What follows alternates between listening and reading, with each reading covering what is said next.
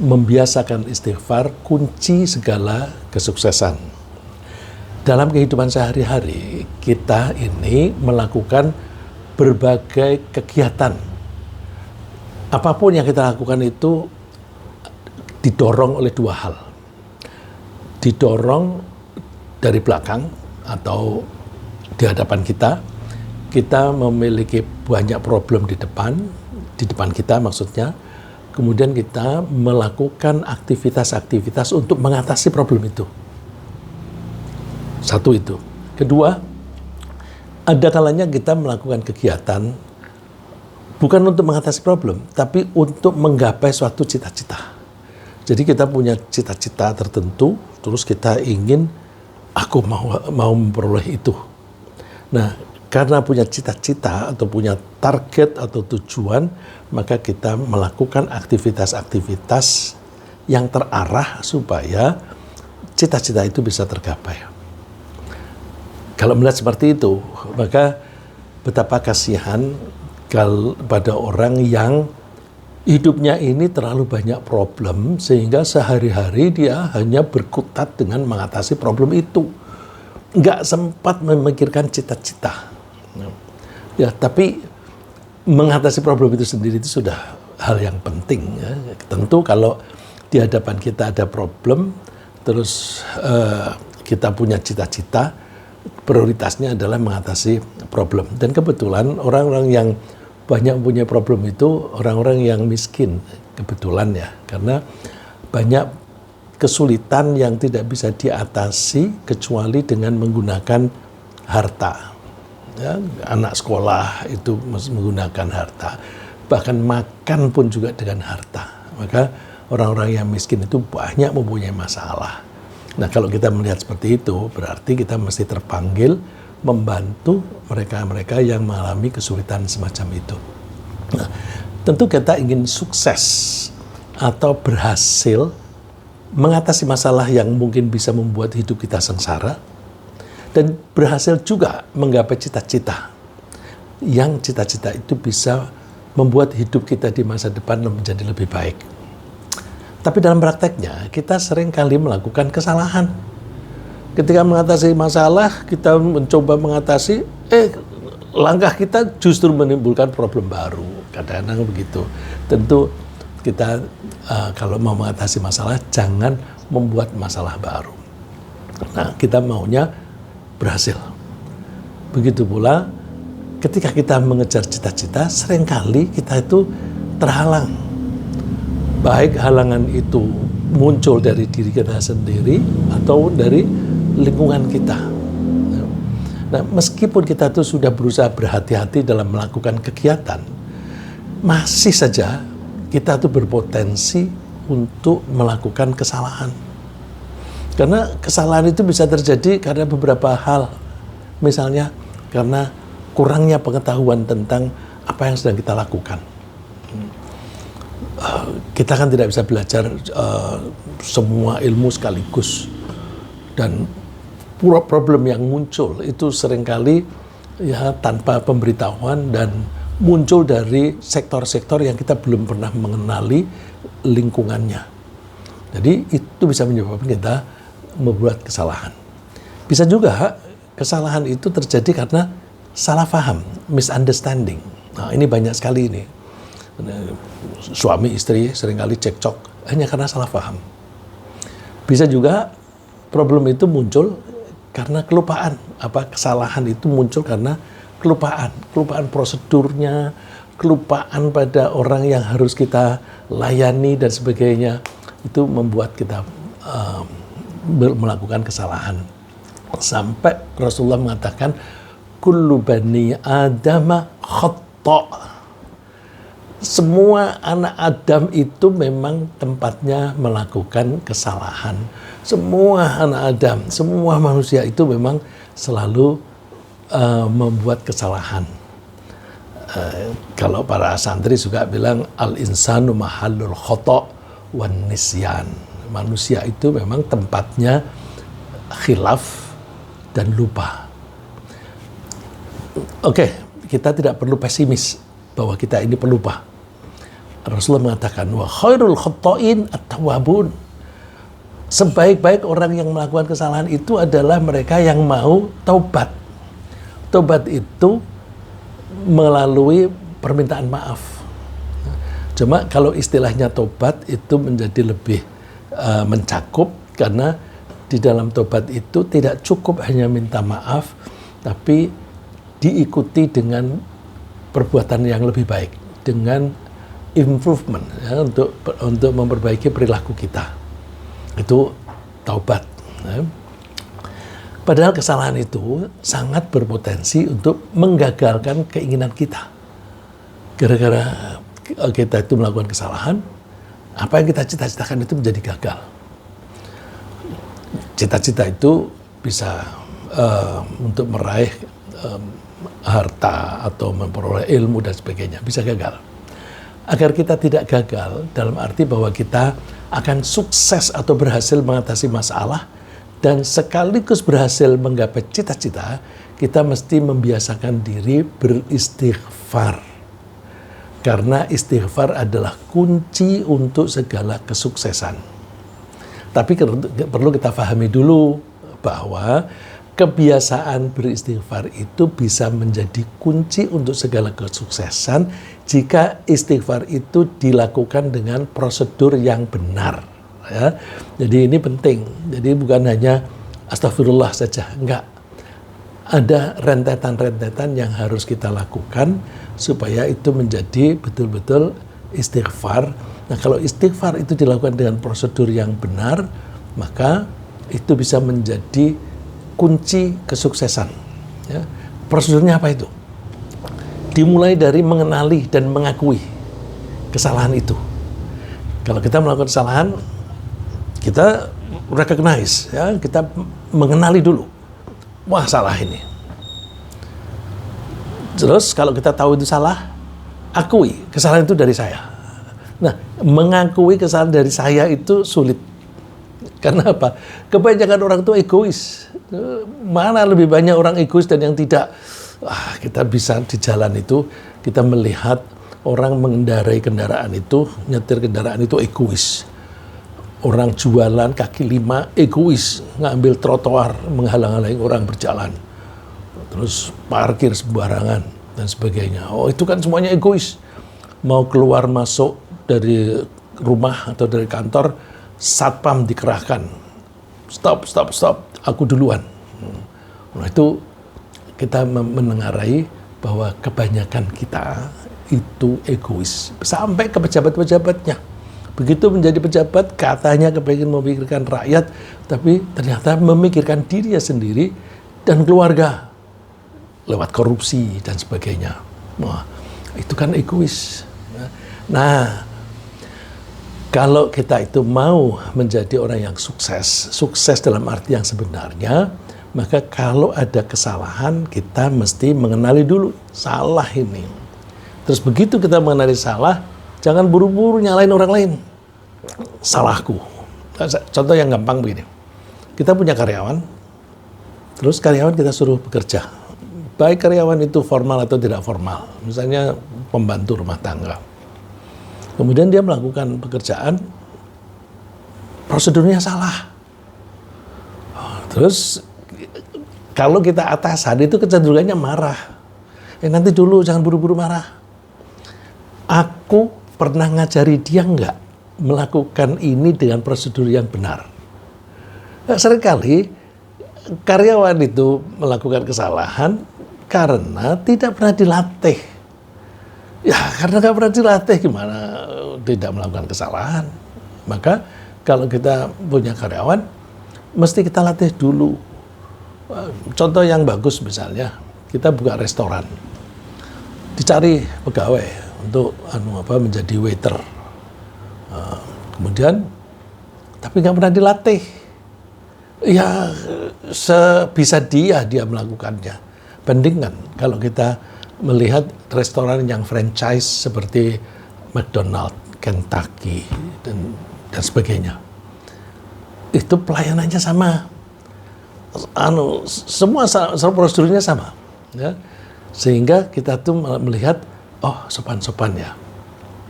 Kalau kita masuk rumah sakit, lihat, ini saya tuh terkesan ada satu rumah sakit yang mulai dari satpamnya sampai dengan resepsionisnya, itu semuanya tuh ramah sekali, menghormati pengunjung. Ini karena latihan. Nah, kita seringkali jadi bos, dari atasan, tidak pernah memberi pelatihan, tapi ketika karyawan kita salah, kita salahkan, itu nggak benar. Begitu pula kalau kita jadi guru, jadi dosen, ada murid yang tidak perform dengan baik, terus nyala-nyalain, kamu sih malas dan sebagainya. Nanti dulu, kesalahanku apa? Kenapa para mahasiswaku kok tidak paham? Nah, ternyata ketika aku memberi keterangan itu tidak jelas. Tidak jelas itu sebabnya macam-macam. Anak semester 1 diterangkan dengan menggunakan istilah-istilah yang mereka belum kenal. Ya nggak akan paham.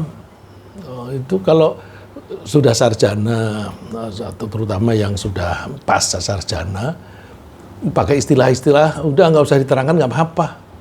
Tapi kalau anak semester 1, S1, tanpa dikasih penjelasan, ya nggak paham.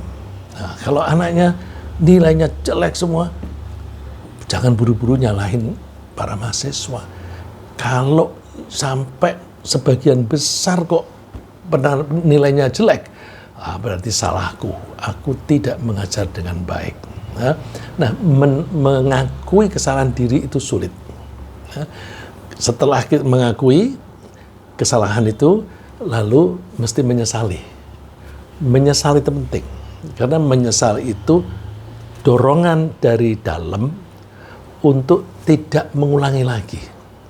Kalau tidak ada penyesalan, nggak akan berhenti melakukan itu. Ya, jalan terus saja, kesalahan diulang lagi. Nah, terus prosedur berikutnya adalah minta maaf. Minta maaf kepada pihak yang aturannya dilanggar atau yang dirugikan. Siapa itu? Ya, ada kalanya pihak itu Allah.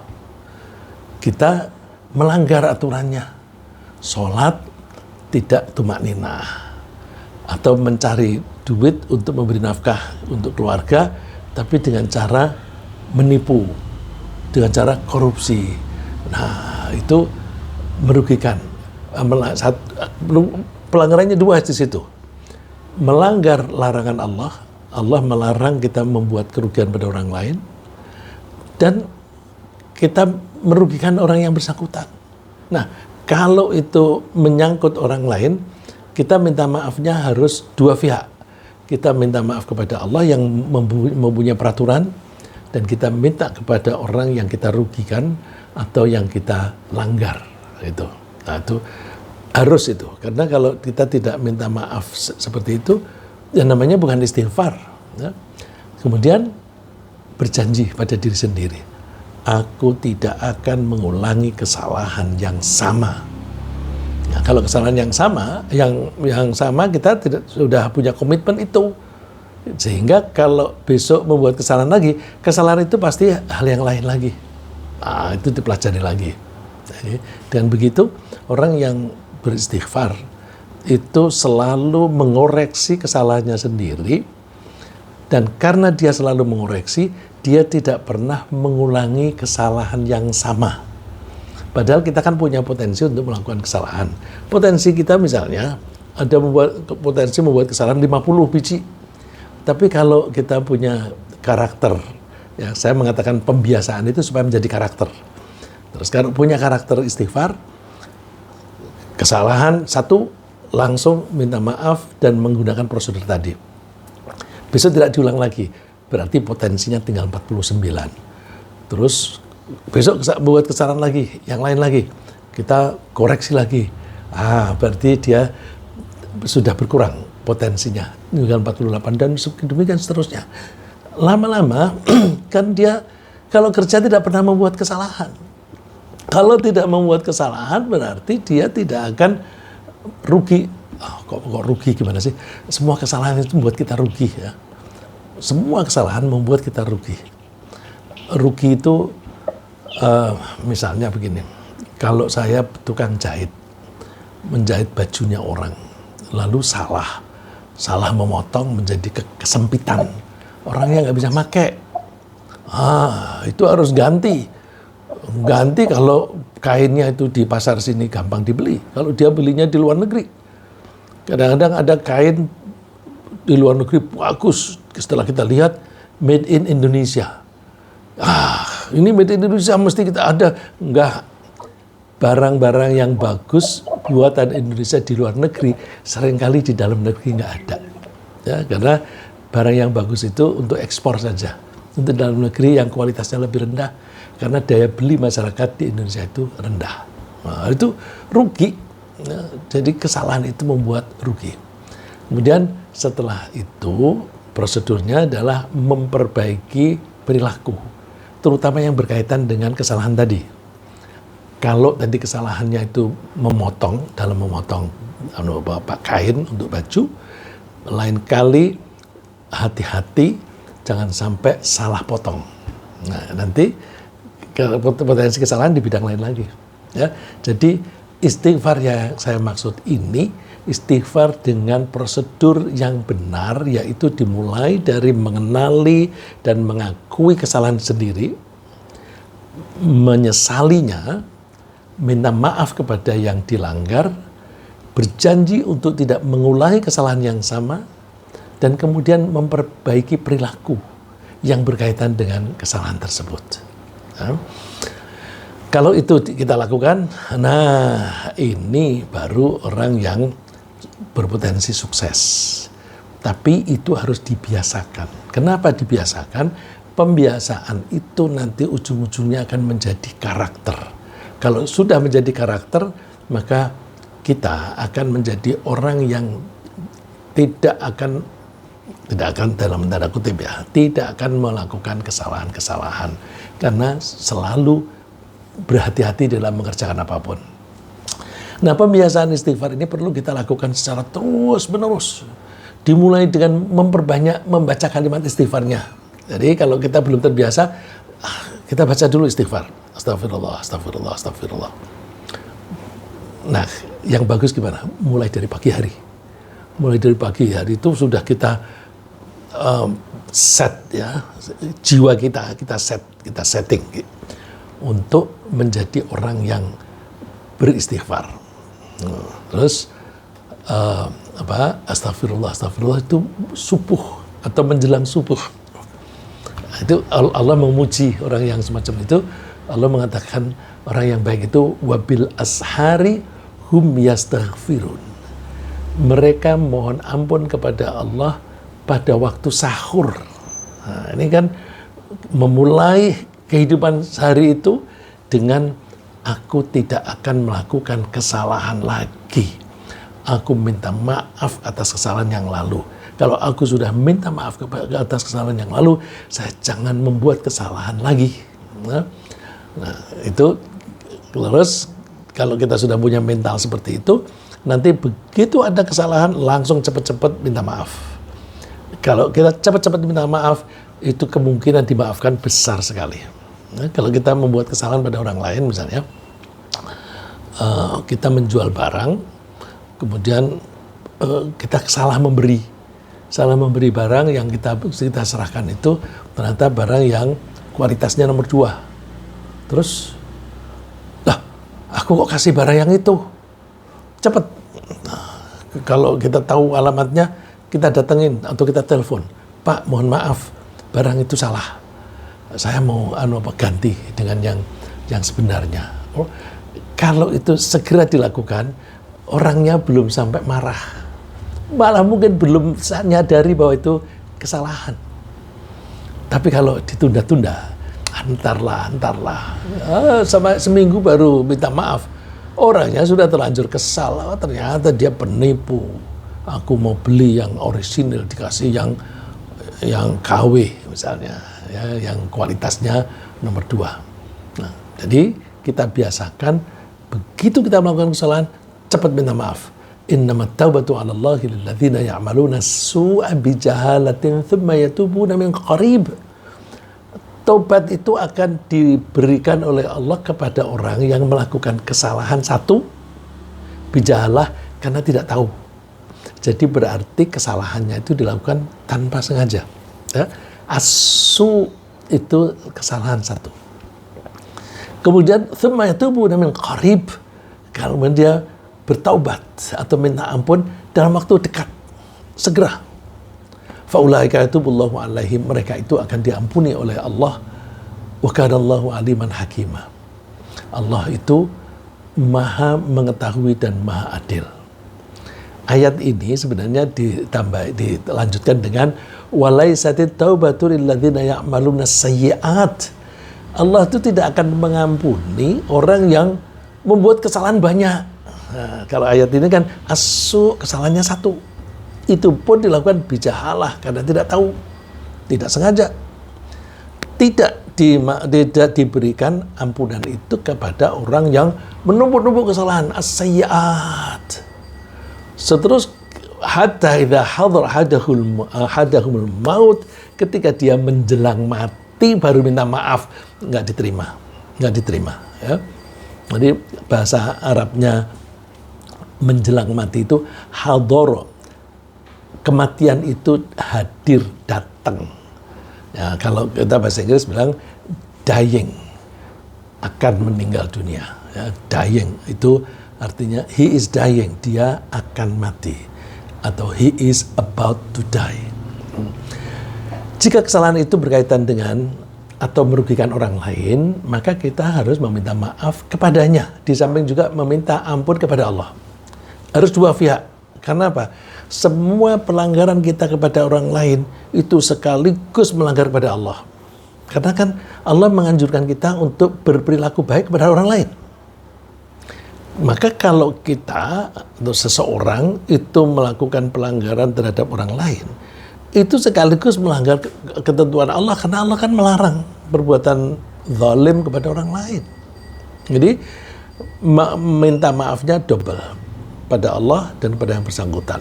Nah, yang sulit itu kalau ada kaitannya dengan orang lain. Karena Allah tidak akan memaafkan kalau kita belum dimaafkan oleh orang yang kita zalimi.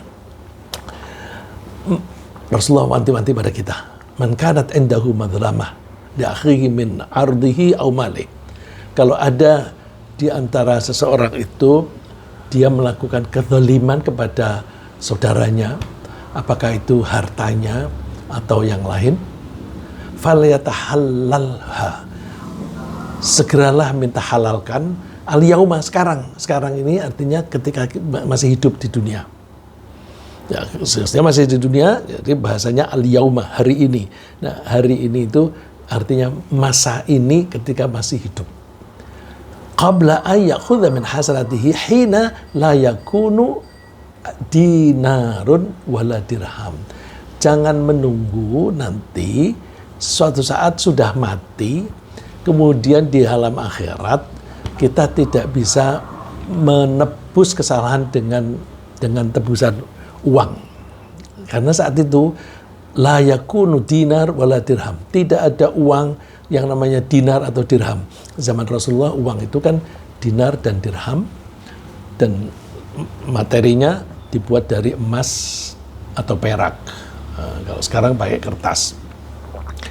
Nah, karena apa?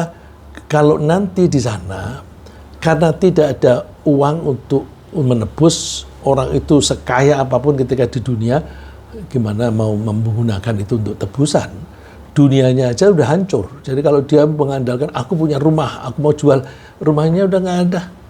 Aku punya emas, emasnya udah nggak ada, sudah hancur kok, sudah hilang hari kiamat. Maka nanti caranya membayarnya adalah amal baiknya orang yang berbuat salah itu dipindahkan kepada orang yang disalahi, yang dirugikan. Fa in kana lahu amalun salih akhadha minhu biqadri madlamatihi.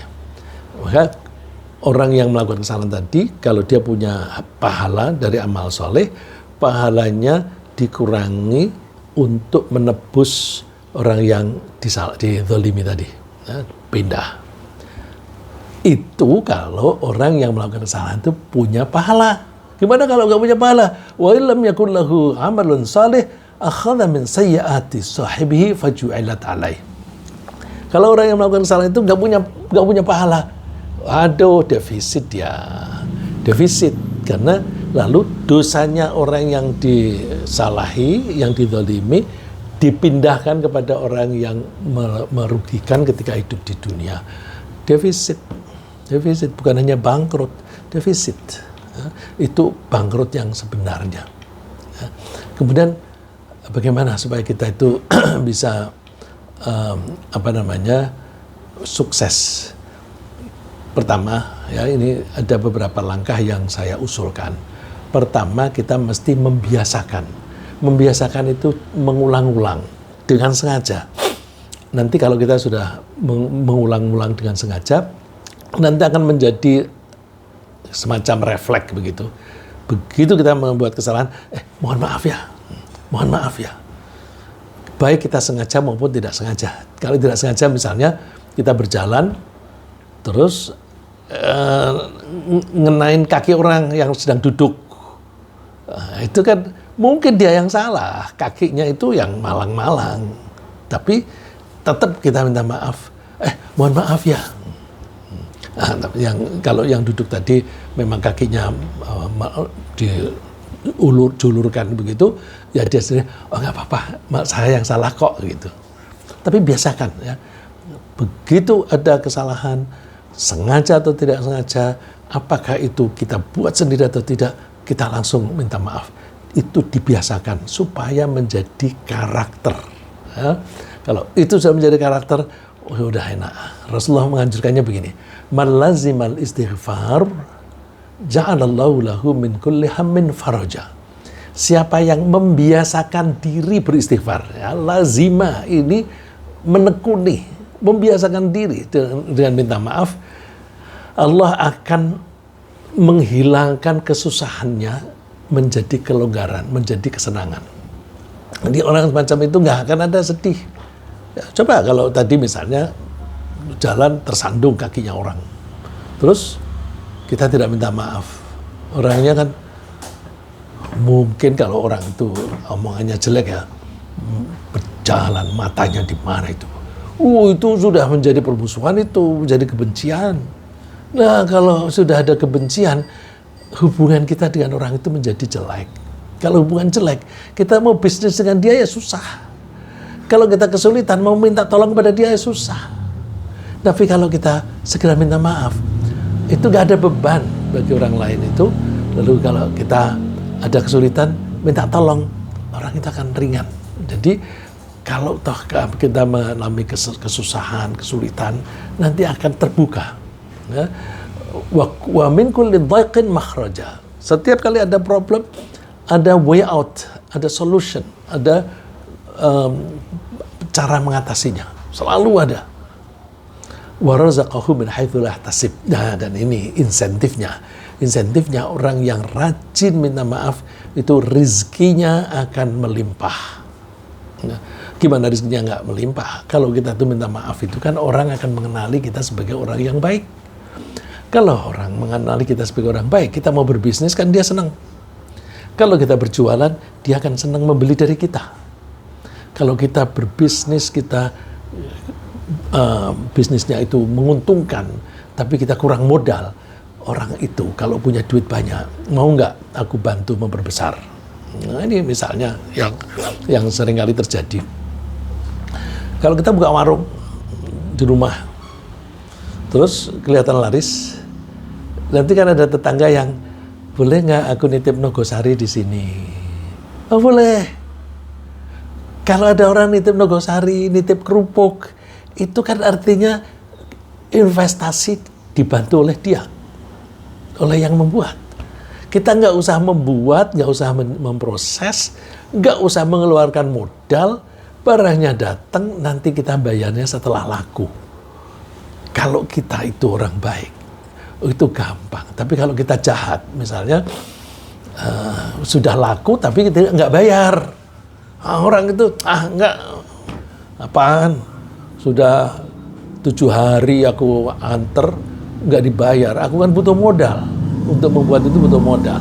Nah, jadi orang yang baik, yang suka minta maaf, itu dikenal sebagai orang baik. Kalau dia pedagang, dia kekurangan modal, orang lain akan memberi modal. Kadang-kadang yang memberi modal itu orang yang lebih miskin dari kita.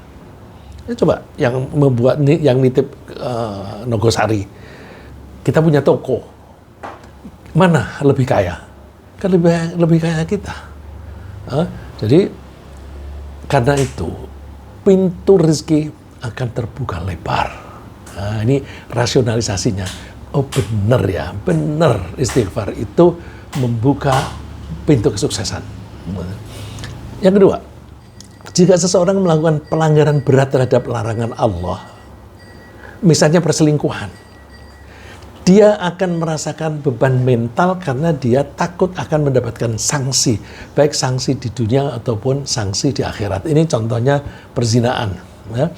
Ada orang yang bilang pada saya, Pak, saya kepengen pindah ke Aceh. Kenapa? Aku dulu hidupku di luar negeri bebas, nggak ada larangan. Aku mau minta dihukum, dicambuk karena aku telah berbuat kesalahan. Kalau aku di Aceh kan diberlakukan hukum Islam. Biarin aku dicambuk, tapi kan dosaku hilang. Itu menjadi beban. Beban dia tuh mikir itu terus.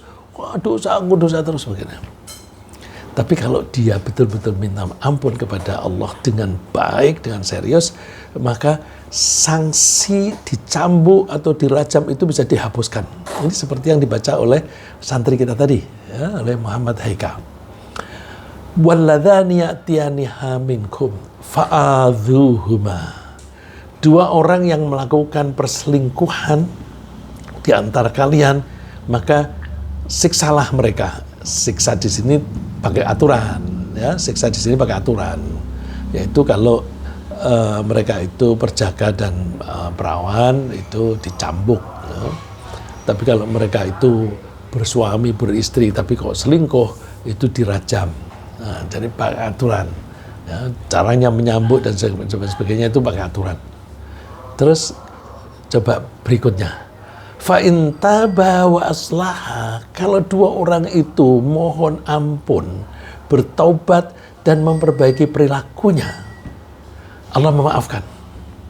Nah, karena Allah memaafkan, Allah sendiri yang membebaskan. Fa'ridhu anhuma, biarkan mereka, nggak usah dicambuk, nggak usah dirajam, karena mereka sudah mengubah perilakunya.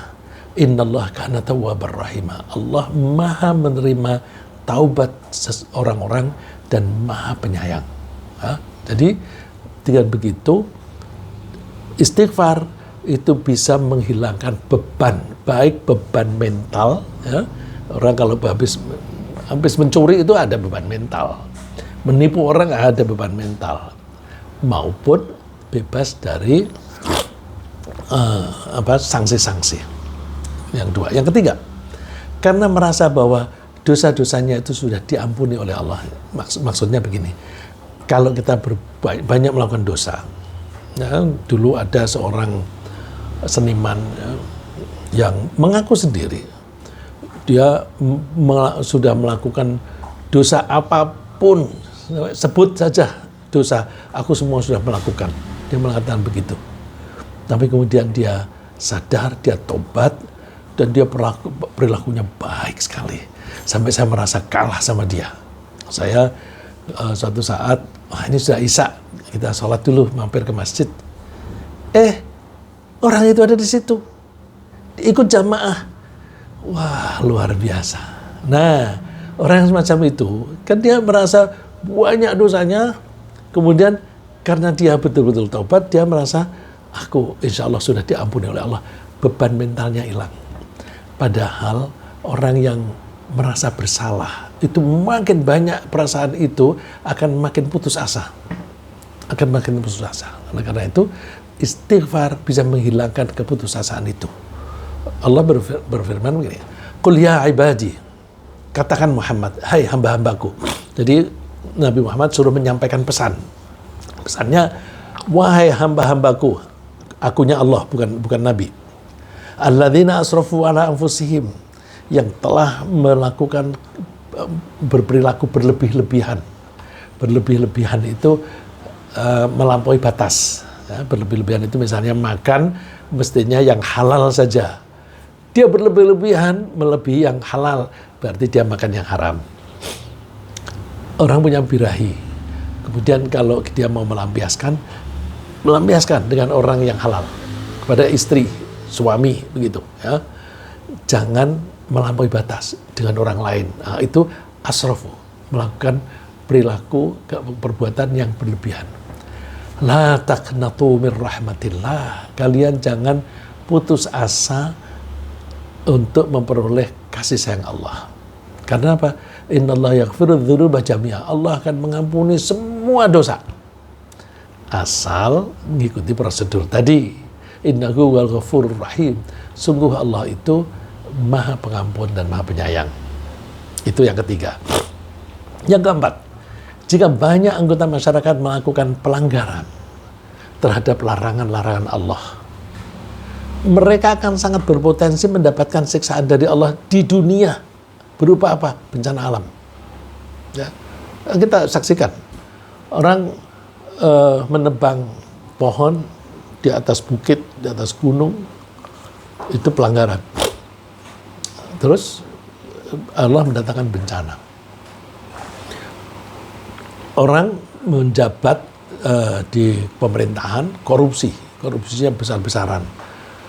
Itu nanti Allah akan menghukum dengan krisis ekonomi atau krisis moneter. Ya.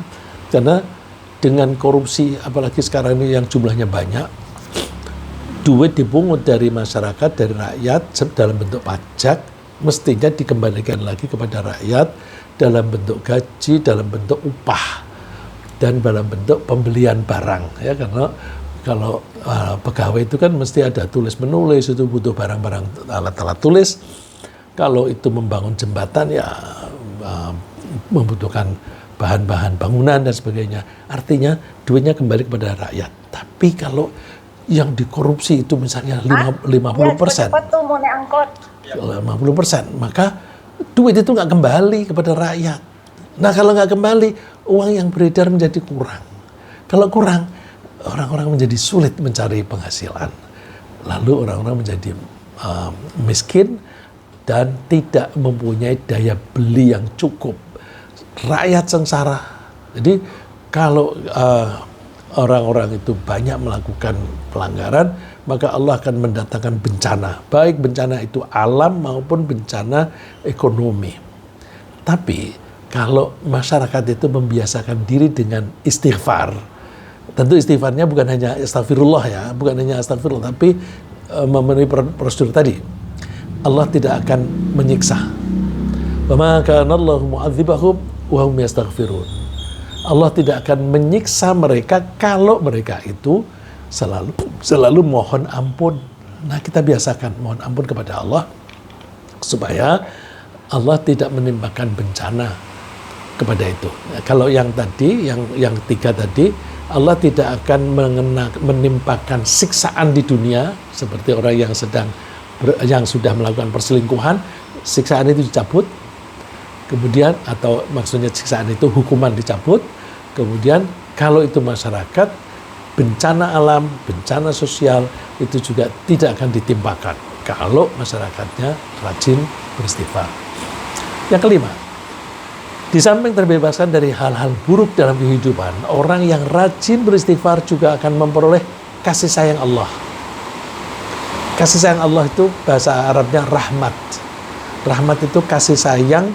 Kasih sayang Allah itu luas, bukan hanya duit, ya, bukan hanya materi. Kasih sayang Allah itu termasuk ketentraman hati, termasuk ilmu yang banyak. Jadi tambahan ilmu itu kasih sayang Allah, tambah pinter, tambah terampil, itu kasih sayang Allah. Nah, jadi dan juga emosinya juga menjadi lebih positif. Laula tastaghfirunallaha la'allakum turhamun. Hendaklah kalian itu selalu minta ampun kepada Allah agar kalian itu dirahmati oleh Allah.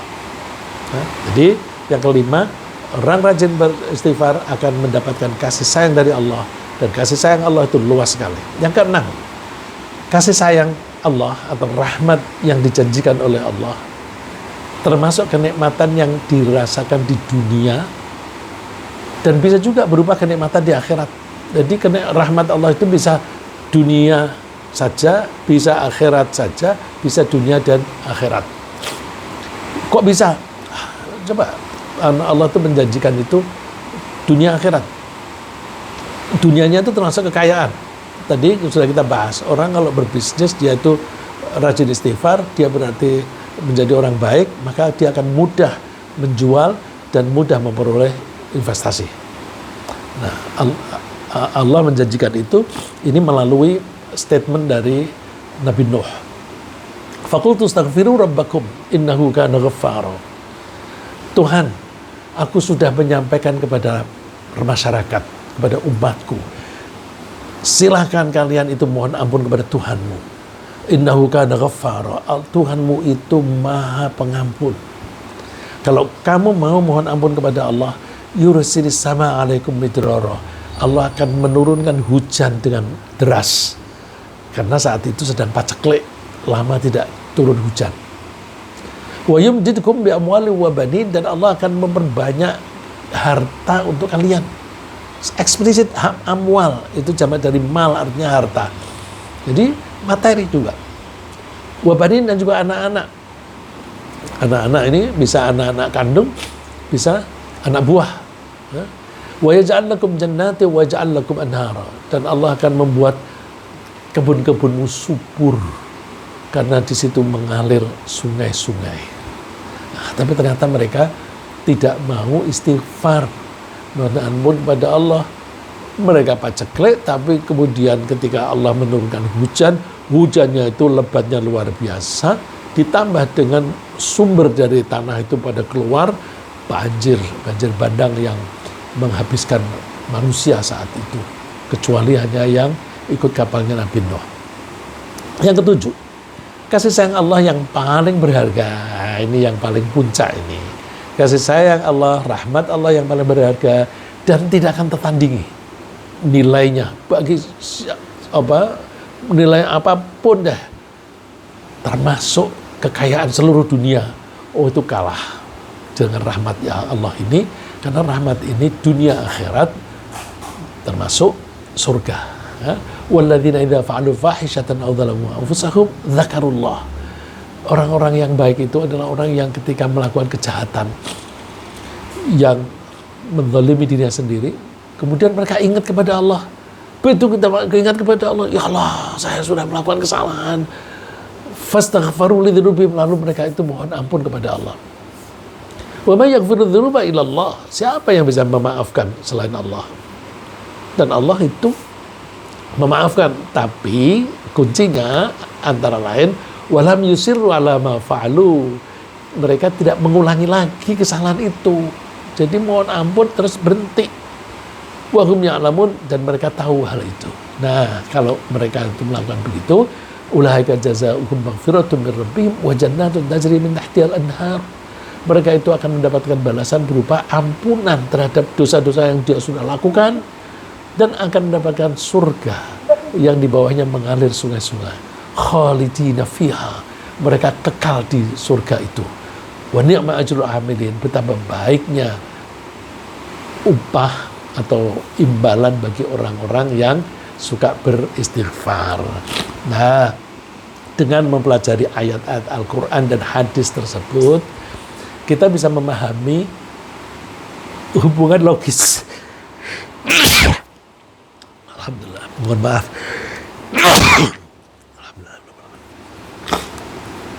Kita bisa memahami hubungan logis antara pembiasaan istighfar dan kesuksesan dunia akhirat.